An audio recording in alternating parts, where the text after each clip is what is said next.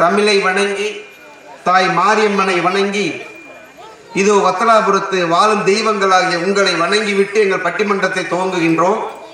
எந்த ஊரிற்கு சென்றாலும் எந்த தங்குதடை இல்லாமல் பேசுகின்ற பட்டிமன்ற குழுவினருக்கு வத்தலாபுரத்திற்கு வந்தால் மட்டும் சில வாட்டங்கள் வந்து விடுகிறது.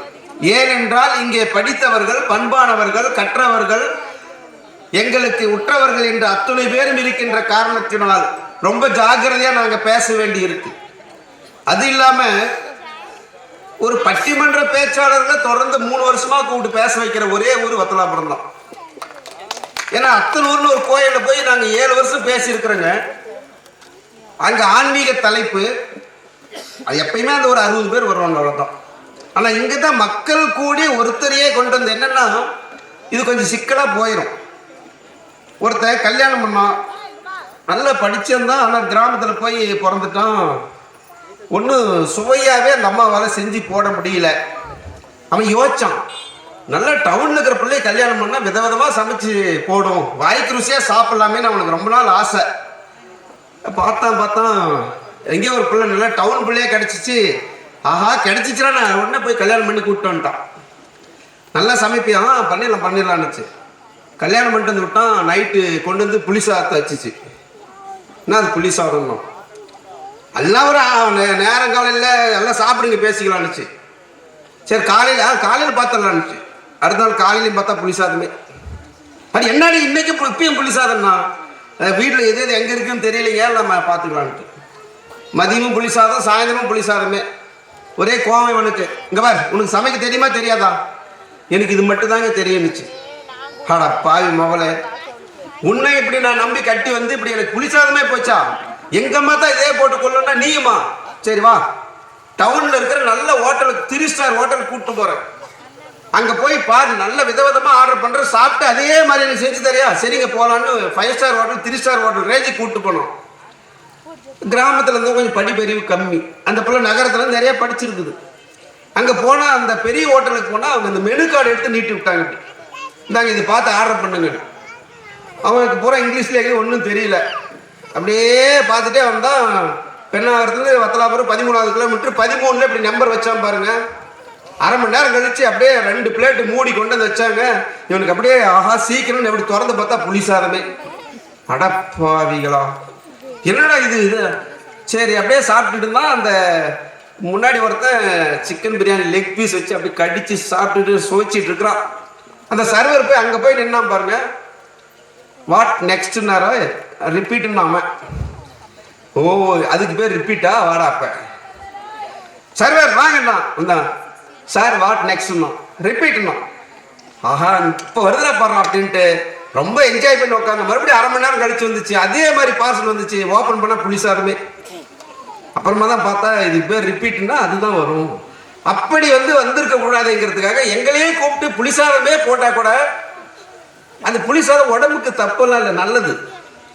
மாதேஸ்வரம் மலைக்கு போறதுக்கு 3 நாள் கட்டுசோறு கட்டிட்டு தான் போனாங்க, எந்த கெடுதலும் வரல. ஆனா இன்னைக்கு பிரியாணியா சாப்பிட்டா இன்னைக்கு சாப்பிட்டா நாளைக்கு உடம்புக்கு செட் ஆகல. அதனால எங்களை கூப்பிட்டு இருக்கிறாங்க. நாங்க சத்தான கருத்துக்களை தருவோம், சொத்தையான கருத்துக்களை ஒருபோதும் தர மாட்டோம். இங்கே நாங்கள் பேசுகின்ற பேச்சாளர்கள் தரமான பேச்சாளர்கள், மேடையினுடைய தரமறிந்து பேசுகின்ற பேச்சாளர்கள் தான் சிறப்பு. அதுல என்ன சிறப்புனா உங்க ஊருக்காரே இருக்காங்க 3 பேர், அதனால தரம் அதிகமா தான் இருக்கும். இன்னைக்கு நம்ம நிறைய விஷயத்தை மிஸ் பண்றேங்க. தம்பி சொன்னா அப்படி, சார் எனக்கு தெரிந்து இது 6வது ஊர். நூலகம் வைத்து பிள்ளைகளை முன்னேற்றி விட வேண்டும் என்று முயற்சி எடுக்கின்ற ஊர் உங்களது 6வது ஊர். 12 வருடமாக ஒரு ஊரில் பொங்கலின் முதல் நாள் பாப்பிரெட்டிப்பட்டி பக்கம் மலை கிராமத்திற்கு அடியில் இருக்கு அந்த ஊர். அந்த ஊர் பேரே நினைவுக்கு வர்றதில்லை. அந்த ஊர்ல இருக்கக்கூடிய இளைஞர்கள் லைப்ரரியை ஊருக்கு வெளியில 10க்கு 10 ரூம் போட்டு கட்டி, ஏற்கனவே நான் அந்த மேடையில சொல்லி இருக்கிறேன். இன்னைக்கு காலையில போறேங்க, தகரம் போட்டிருக்காங்க. காலையிலிருந்து மதிய வரையும் அவங்க நிகழ்ச்சி, ஒவ்வொரு நிகழ்ச்சியா. தம்பி இது என்ன ரொம்ப ஹீட்டா இருக்கு, எப்படி பிள்ளைங்க உட்காந்து படிப்பாங்கன்னு சொன்னதுதான். சார் 3 மணிக்கெல்லாம் மதியம் சாப்பிட்டு வந்து பாக்குறேங்க, தென்னை ஓலை வெட்டி எல்லாம் தென்னை ஓலையை பின்னி பின்னி பின்னி ரெட்டை பின்னல், அது சிங்கிள் நாளைக்கு ரெட்டை பின்னல் பண்ணி அந்த 10க்கு 10 ரூம் முழுசும் தென்னை ஓலை கட்டி, ஐயா இனிமே சில்லுன்னு இருக்குங்க. நாங்க விநாயகா ஸ்கூல், அந்த பாப்பரேட்டிப்பட்டி போற வழியில விநாயகா மெட்ரிக் பள்ளி இருக்கு. அந்த ஓனர் அந்த நிகழ்ச்சியிலே அந்த நூலக உறுப்பினர்களை கூப்பிட்டு 10,000 ரூபாய் கொடுத்தார். இந்த நூலகத்துக்கு என்ன புக் வேணுமோ வாங்கிக்கணும். அப்படி செயல்படுகின்ற ஊர்களில் உங்கள் ஊர் எனக்கு தெரிந்த 6வது ஊர், அது முதல் ஊராக மாற்றம் வர வேண்டும் என்ற அந்த நோக்கத்தில் தான் வச்சிருக்காங்க. பிள்ளைங்களுக்கு நிறைய விஷயம் தெரியணுங்க. அதுக்கு தான். ஏன்னா பையனுக்கு நிறைய விஷயம் தெரியவே மாட்டேங்குது. என்னதான் சொன்னாலும் பாட புத்தக அறிவு வேறுங்க, வேற பட்டறிவு தான் அதிகமாக வேண்டும். பார்த்து தெரிந்து கொள்ள வேண்டும். படிக்கிற பையன் வந்து கேட்கிறான், ஐயா தமிழ் ஐயா நல்லதா பாடம் நடத்துறாரு, எந்த தப்பும் இல்லை. ராமாயண மகாபாரதம் வெளுத்து கட்டுறாரு, புக்கே இல்லாம ஒரு சின்ன குறிப்பு கூட இல்லாம. ஒரு பையன், ஐயா ஒரு டவுட்டுங்க, நீ தானே பையன் சந்தேகம் கேட்கறது இந்த காலத்துல கேட்ப, கேளுங்கன்னாரு. ஐயா இந்த ராமாயணத்துல வந்து ராம லட்சுமண அனுமான்லாம் சொல்றீங்கல்ல, எனக்கு அந்த அனுமான்ல ஒரு டவுட்டுங்க. என்ன கேளுங்கண்ணு. அந்த அனுமான் மட்டும் ஏங்க கல்யாணமே பண்ணிக்கலாம்? டேய் படிக்கிற பையனுக்கு தேவையா? என்ன ஐயா சொல்லுங்க, எனக்கு அதான் டவுட்டு. அனுமான் ஏன் கல்யாணம் பண்ணிக்கலையா? இந்த பையன் வேற வத்தலாபுரத்துக்காரன் தான், கொஞ்சம் விவரமான ஆளு. சொல்லி அவனுக்கு திருப்தியா பதில் சொல்லுமேன்னு தம்பி அது வந்துடா. இந்த அனுமான் ஆஞ்சநேயர் என்ன பண்ணாரு, ராமன் கிட்ட சுக்கிரீவனை கூட்டு போனார். கூட்டு போய் சொல்றாரு, ஐயா இவர் தான் சுக்கிரீவன். அது பார்த்த உடனே ராமன் கும்பிட்டு அவரை, எனக்கு எப்படியாச்சும் ஹெல்ப் பண்ணுங்க, என் வீட்டுக்காரியே ராவணன் தூக்கிட்டு போயிட்டான், நீங்க தான் காப்பாத்தி கொடுக்கணும்டா. இவர் சொன்னாரு, ஐயா சாமி கடவுளே, எங்கன்னு வாலி என் வீட்டுக்காரியை தூக்கிட்டு போயிட்டான், நீங்க எப்படியாச்சும் எனக்கு காப்பாத்தி கொடுங்கன்னாரு. இதை பார்த்துட்டு அனுமான் நினைச்சானோ, ஓஹோ கல்யாணம் பண்ணா அவன் வீட்டுக்காரி யாரோ ஒருத்தன் தூக்கிட்டு போயிடறான், இவன் வீட்டுக்காரி யாரோ ஒருத்தர் தூக்கிட்டு போயிடறான், நான் இது யாராச்சும் ஒருத்தர் போய் கூட்டு வந்து காப்பாற்ற சொல்லணுமா? எதுக்குடா அதுக்குதான் கல்யாணம் பண்ணலன்னு சொன்னாரமா. இப்படி ஏதாவது ஒண்ணு நம்ம சொல்லி விட்டு அந்த பிள்ளைங்களுக்கு தப்பு தப்பான வரலாறுகள் போய்விடக்கூடாது. நல்ல கருத்துக்கள் இந்த நல்ல நாளில் மாணவர்கள் சென்று சேர வேண்டும். ஏன்னா இந்த கிராமமா நகரமான தலைப்பை தேர்ந்தெடுத்தீங்க பாருங்க, உங்களுக்கு உண்மையாகவே கொஞ்சம் தைரியம் அதிகம். ஒரு பட்டிமன்றத்துல ஏதோ நடுவுரை கேட்பாங்க, ஒரு தலைப்பையா இது நகைச்சுவையா போகும். ஆனா இவங்க நகைச்சுவையா அதெல்லாம் எங்களுக்கு தேவையில்லை, எங்களுக்கு வேணும் இதுதான். எங்களுக்கு வாழ்க்கையை பத்தி நாங்க பகுத்து அறிய வேண்டும், அதில் பயனுள்ள ஒரு கருத்துக்கள் வந்து விழ வேண்டும் என்று சிந்திக்கின்ற உயர்ந்த இளைஞர்களை கொண்ட ஊருங்க இது. அவங்க சொன்னது காரணம் அப்பதான் யோசிச்சு. இன்னைக்கு நம்மளுடைய கலாச்சாரங்களும் பண்பாடுகளும் என்ன ஆயிட்டு இருக்கு யோசிங்க. பாட்டி ஒண்ணு உட்காந்து திண்ணையில ஊசியில நூல் குத்துக்கிட்டே இருக்குது, ரொம்ப நேரமா கோத்துட்டு பேரை ஒடியாரம். பாட்டி என்ன பண்றான், நடையில வாடா எப்பா பேராவா, இந்த அந்த ஊசியில இந்த நூலை கோத்து கொடுன்னுச்சு. அவன் சொன்னான், கிளவி 6 மாசம் ஆனாலும் ஊசியில உன்னால நூல் கோக்க முடியாது. ஏன்டா அப்படி சொல்ற அப்படின்னுச்சு. பின்ன ஏன்டா அப்படி சொல்றேன்னா, ஊசி கீழே விழுந்து 1 மணி நேரம் வருது, கையில் ஊசிக்கு தான் பாருணும். அப்ப இது என்ன ஆனிச்சு, அது நூலே தான். பையன் எடுத்து சரி இப்ப என்ன கோத்து கொடுத்தாடுமா, டே ஆமாடா, ஊசியில் அந்த காதின் வழியாக நூலை நுழைத்து கொடுத்தால் அது கிழிஞ்ச துணிகளை தைத்து மானத்தை காக்கும். அது போலத்தான் நூல்கள் வழியாக சொல்லுகின்ற கருத்து நம் பிள்ளைகளின் காதில் நுழைந்தால் நைந்த இதயங்கள் எல்லாம் புத்துணர்ச்சி பெறும். அதனால்தான் இந்த நல்ல நாள்ல ஆடல் பாடலை கூட ஒரு பக்கம் ஒதுக்கி வைத்து விட்டு முதலாவதாக பட்டிமன்றத்தை வைத்திருக்கிறார்கள். இதுக்குதான் நம்ம கைத்தட்டணும். கைத்தட்டு. தலைப்பு கிராமமா நகரமா? எங்க கிராமத்துல எல்லாமே கருத்தா சொல்லி இருக்கிறாங்க, ஆனா இது கருத்துன்னு யாரும் சொல்லல. அதுதான் பிரச்சனை. நான் இப்போ ஒரு பாட்டு பாடுறேன், அந்த பாட்டு எத்தனை வீட்டுல சொல்லியிருக்காங்க, எத்தனை பிள்ளை கேட்டுறீங்க பாருங்க. மழை வருது மழை வருது நெல்லை பூமிங்க, நான் போய் கிணத்துல விழுற எண்ணெய் பிடிங்க, முக்காப்படி அரிசி போட்டு முறுக்கு சூடுங்க, ஏரோட்டுற மாமனுக்கு எண்ணி வையுங்க, சும்மா இருக்கிற மாமனுக்கு சூடு வையுங்க. அருமையான பாட்டு இது, எல்லாருமே படிச்சிருக்கீங்க. என்னடா அர்த்தம்னா, டேய் சும்மா தான் சூடு தானே வைக்கணும், உழைக்கிறவனுக்கு அடிக்கடிக்கு வைப்பாங்கடா. அப்ப பாட்டியோ அப்பாவோ சொல்லாமல் சொல்லாமல் சொல்லாமல் பாட்டா சொல்லி வச்சிருக்கிறாங்க. யாரு கூப்பிட்டு கோனா நோட்ஸ் போட்டு விளக்கு சொல்லணும், அதெல்லாம் நமக்கு விளங்கவே இல்லை.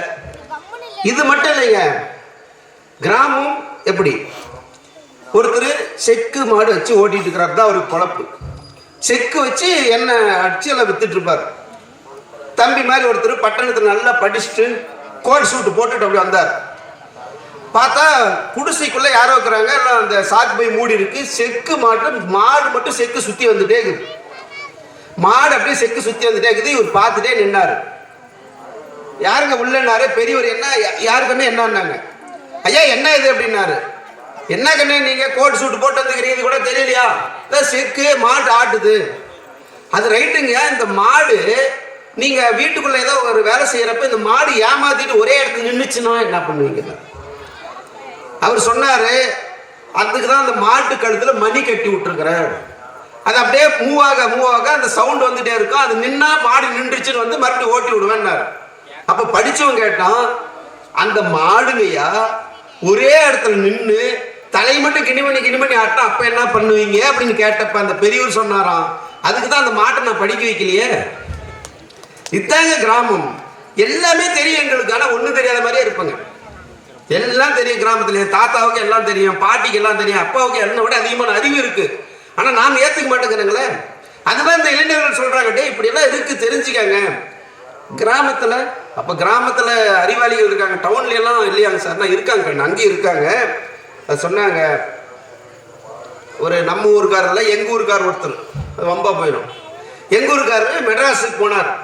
இந்த ஸ்பென்சர் பிளாசான்னு ஒன்று இருக்கு, அங்க போய் மனைவியை கூட்டு போனாரு. போய் இப்படி நின்று பார்த்தாரு, ஏதோ ஒரு பாக்ஸ் கடலை மேல போது வருது. இவருக்கு வந்து அவங்க வீட்டுக்காரி நீ இதுக்குள்ள போடி உள்ள போடினாரு. அந்த கேள்வி, அது எது என்ன மட்டும் உள்ள போடிங்கிற, நீ தான் வா அப்படின்னுச்சு. நீ போடி சொல்ற அப்படின்னு.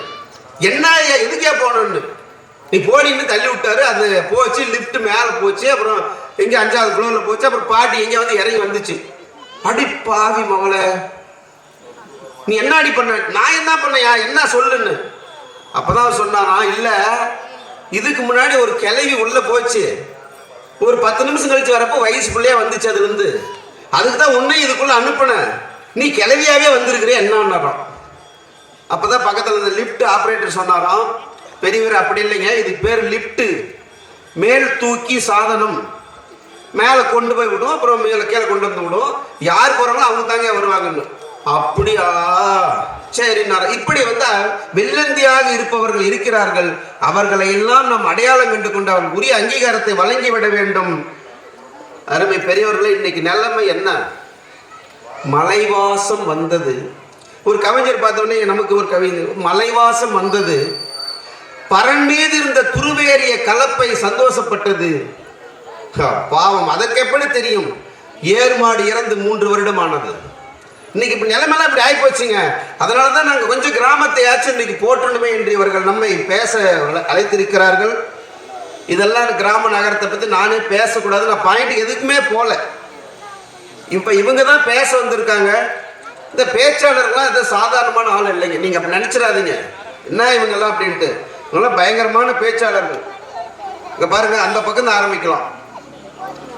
அகரத்தில் தொடங்கி அர்ச்சனாமா அங்க உட்கார்ந்துருக்காங்க பாருங்க. நம்ம ஊரை சேர்ந்தவர்கள், மாபெரும் பள்ளியாம் மகளிர் பள்ளி பெண்ணகரம் பள்ளியினுடைய உதவி தலைமை ஆசிரியராக உயர்ந்திருக்க கொண்ட நம்ம ஊர் பொண்ணு, நம்ம ஊர் சகோதரி அர்ச்சனா அவர்கள். இந்த அணி என்ன நீங்க? இந்த அணி ஆமா, நான் இந்த கிராமத்துல பிறந்தீங்க, அதனால நான் கிராமம்னே பேசிக்கிறேன். அதனால கிராமமே என்ற அணியில அர்ச்சனா சார், நாங்க எங்க ஐயாவை 2-3 பட்டிமன்றத்துக்கு கூப்பிட்டு போனுங்க. இப்ப எல்லாம் இந்த பாட்டு மன்றமா கேட்கறாங்க. ஐயா பாயிண்டா பேசுறாரு, கொஞ்சம் பாட்டு பாட வரதில்ல, அதனால அவரே ஐயா விட்டுருங்கிறாரு. இந்த அம்மாவை பக்கத்துல 2 ஊருக்கு நிகழ்ச்சி கூப்பிட்டுங்க. ஐயா பள்ளிக்கூடம்லாம் தான் வர முடியாதுங்க, நான் பள்ளிக்கூடத்து வேலையை பார்க்கட்டுமா, நான் பாட்டுக்கு ப்ரிப்பேர் பண்ணிட்டுக்கிட்டுமான்னு. வாய்ப்பு கொடுத்தும் வாய்ப்பு வரலையேன்னு ஏற்கிறவங்க பத்தின வாய்ப்பு கொடுத்தும் எனக்கு பரவாயில்லைங்க, அடுத்தவங்களுக்கு கொடுங்க என்று சொல்லக்கூடிய உயர்ந்த உள்ளத்தோடு இருக்கக்கூடிய அர்ச்சனா மேடம் கிராமம் என்ற அணிக்கு பேச வருகிறார்கள். அடுத்ததாக சங்கமித்ரா, இந்த பொண்ணு பத்தி நாம சொல்லவே தேவையில்லை. இங்கெல்லாம் அறிமுகமே படுத்தல, எதுக்குமா இவ்வளவு அவசரம்? உட்கார் தாய் உட்கார். இந்த மஞ்சனாவே கொஞ்சம் உற்சாகம் வந்துருது.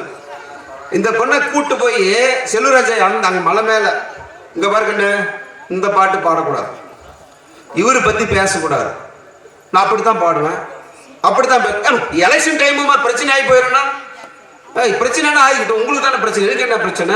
பேசி முடிச்சு நான் பஸ் ஏறி காரில் இருந்துச்சுன்னா தருமபுரி பஸ் ஏறி ஓடி போயிரு, நீங்க எங்கேயோ அடிப்பட்டு உதப்பட்டு சாகுங்க, எனக்கு என்ன? நான் அப்படித்தான் பாடுவேன், அப்படித்தான் பேசுவேன். தாய் வேணான்னு சொல்லி சாப்பாடு நல்லா கவனிச்சு சொல்ற பேச்சு கேட்குறியா? கேட்குறாரு. அதான் கிராமத்து பிள்ளைங்க. இப்போ அந்த பாட்டெல்லாம் பாடாது, நகைச்சுவையாக பேசும். எங்களுடைய அணியின் உயிர் நாடி நம்ம ஊர் பிள்ளை தான். ஏற்கனவே சொல்லியிருக்கிறேன், உங்கள் ஊரில் வந்து தான் சங்கமித்ரா ஃபேமஸ் ஆனது. அதுக்கு பின்னாடி தான் நிறைய தமிழ்நாடு முழுசு பேசிட்டு இருக்காங்க. சங்கமித்ரா கிராமமே என்ற அணிக்கு இப்போ கும்பிடுமா அட. அப்படியே இந்த சின்னத்தில் நீங்கள் வாக்களித்து உட்காருமா. 10 மணிக்கு மேலே அப்புறம் வாக்கு கேட்குறாங்கன்னு வந்து மைக் பிடிக்கிட்டு போய் போகிறாங்க. அடுத்ததாக நான் மதிக்கின்ற ஒரு சில 100 பேரில் ஒரு 10 இடத்துக்குள்ள ஒருத்தர் இருக்கிறாருன்னா அதுல தம்பி நாகராஜ் ஒருத்தர்.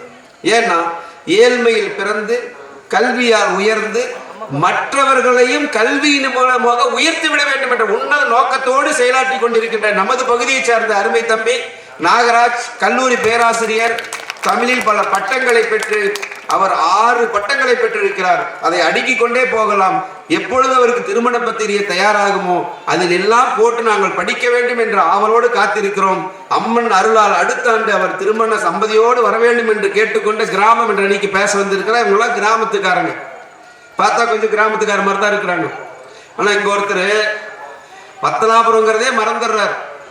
நமது ஊரை சார்ந்த என்னுடைய மாப்பிள்ளை, நாங்கள் படித்ததுனால அப்படி கூப்பிடுறோங்க, ஒன்றா படிச்சுங்க. அவருடைய மகன் டிஎன்பிசி என்று சொல்லக்கூடிய அரசு தேர்வுக்கு தயாராகி கொண்டிருக்கிறார். நம்ம ஊருக்காரன் நம்ம மதிக்கிறது இல்லை, டெய்லி பேசிக்கிறங்க பார்த்துக்கிறேங்க. அவர் புக்கை நான் மற்றவங்களுக்கு ரெஃபர் பண்ண, இதெல்லாம் வாங்கிட்டு போய் வச்சு படிங்கன்னு. ஆனால் என்னுடைய மாப்பிள்ளை ஐயாவுடைய புத்தகத்தை வாங்கி அவருடைய பிள்ளைக்கு படிக்க கொடுத்துருக்காருங்க. நம்ம ஊரில் இருக்கிற ஒருத்தர் எழுதுற புக்கை டிஎன்பிசி இவ்வளோ பெரிய புக்கு. நான் 3 புக்கு வாங்கிட்டு போய் வச்சிருந்தப்ப என்னோட லைப்ரரியில் ஒரு புக்கு இல்லை. 2 பேரும் வந்து எடுத்துட்டு போயிட்டாங்க. ஒருத்தருக்கு சோழக்கோட்டாய் பள்ளிக்கு நான் கிஃப்டா கொடுத்தேன். இந்த மாதிரி ஒரு அற்புதமான மனிதர், அமைதியான மனிதர். அவர் என்ன சொல்றாருன்னா, நான் கிராமம் தாங்கயா, ஆனா எனக்கு எல்லா வசதியும் அங்கே டவுனுக்கு தான் கிடைக்குது. நான் உண்மையை தான் பேசுவேன். என்ன தோலே உடிச்சாலும் எனக்கு அதை பத்தி கவலை இல்லை, நான் உண்மையை பேசுவேன் அப்படின்ட்டு ஐயா செல்வராஜ் அவர்கள் உண்மையை பேச நகரம் என்று பேச வருகிறார், வந்திருக்கிறார். அடுத்தது என்னுடைய மாப்பிள்ளை, உங்கள் ஊரின் செல்ல பிள்ளை. அங்கே பாருங்க, ஐயா ஒருத்தர் உட்காந்து பேசி நீட்டிட்டு இருக்கிறாரு. ஏங்க பைக்கில் வந்துட்டு இருக்கிறேங்க, குள்ளாத்திருமிட்டியாண்ட எங்களையெல்லாம் பார்த்துட்டு இவங்க ஏதோ வானவேடிக்கை வெடிக்கிட்டு வராங்களாட்டுக்குதுன்ட்டு. ஆனால் அவர் மட்டும் பார்த்து பட்டிமன்ற பேச்சாளர் வந்துக்கிறாருங்க. எவ்வளவு ஒரு இது பாருங்க. அவர் பட்டிமன்ற பேச்சாளர் தான் இப்படிதான் இருக்கணும்னு நம்ம வத்தனாபுரத்துக்காரர் அடையாளமே படுத்திட்டாங்க. அந்த வகையில் தமிழ்நாடு எங்கும் சென்று நாங்கள்லாம் பேசிட்டு வரோங்க, வாய்ப்பு கொடுக்குறாங்க நல்லவர்கள். ஆனால் மாப்பிள்ளை ஒரு படி மேலே கோலார் தங்கவயலிலும் தன்னுடைய ஆட்சியை அதுவரை விரிவுபடுத்தி இருக்கிறார். எனக்கு 1 மாதத்துக்கு முன்னாடி அங்கேருந்து ஒரு போன் வந்துச்சு, ஒரு தனி சொற்பொழிவு. அவன் மாப்பிள்ளைக்கு இதுவரை நான் சொல்ல, இல்லை நான் வரமாட்டேங்க, அது அவருடைய எல்லை, அங்கே அவரு கூப்பிடுங்க, இல்லைன்னா வரமாட்டேன். அப்படி ஒரு அற்புதமான பேச்சாளர் முத்துலட்சுமணன் ஆன்மீக பேச்சில் செமையா தூள் கிளப்புறாரு. நம்ம ஊருக்கு இன்னைக்கு வந்திருக்காரு நகரம் என்று பேசுவதற்காக. அவருக்கு துணையாக ஒரு கல்லூரி பெண், கல்லூரி மாணவி, இந்த சங்கமித்ராவுடைய சகோதரி வருவாங்க பிரபாவதி, அவர்களும் இன்னைக்கு இதே மாதிரி ஒரு விழாவில் தீ மிதிச்சுட்டு உட்காந்துருக்காங்க. அதனால வர முடியாத சூழ்நிலை. எனக்கு பதிலாக சப்ஸ்டியூட்டாக இந்த பொண்ணு கூப்பிட்டு போங்க. நாங்கள் இந்த பொண்ணு வந்து மாங்கரை கிராமத்தில் பேசுறதுக்கு முதல்ல கூப்பிட்டு வந்தேன். நல்ல பாட்டு பாடினாங்க. இன்னைக்கு அவங்கள பாட்டு பாடுமான்னு சொல்லி கூப்பிட்டு வந்திருக்கிறேன். உங்கள் ஊரில் நிறைய பேச்சாளர்களை ஆளாக்கி விட்டுருக்கிறீங்க, அந்த பொண்ணுக்கு ஒரு நல்ல வாய்ப்பை வாழ்த்துக்களை தாருங்கள் என்று சொல்லி சீதா அவர்கள் நகரமே என்று பேச வருகிறார்கள். இப்படி 3-6 பேச்சாளர்கள் வருகை தந்திருக்கின்ற அருமை பெரியவர்களே, தாய்மார்களே, குழந்தைகளே, உங்கள் அத்தனை பேருக்கும் மகாசக்தி மாரியம்மன் அருள் கிடைக்கட்டும், எங்களுக்கும் உங்கள் ஆசி கிடைக்கட்டும் என்று சொல்லி பட்டிமன்றத்துக்குள்ள நுழைஞ்சிடலாங்களா? போயிடலாமா? போயிடலாம். ரொம்ப நேரம் ஆயிடுச்சு.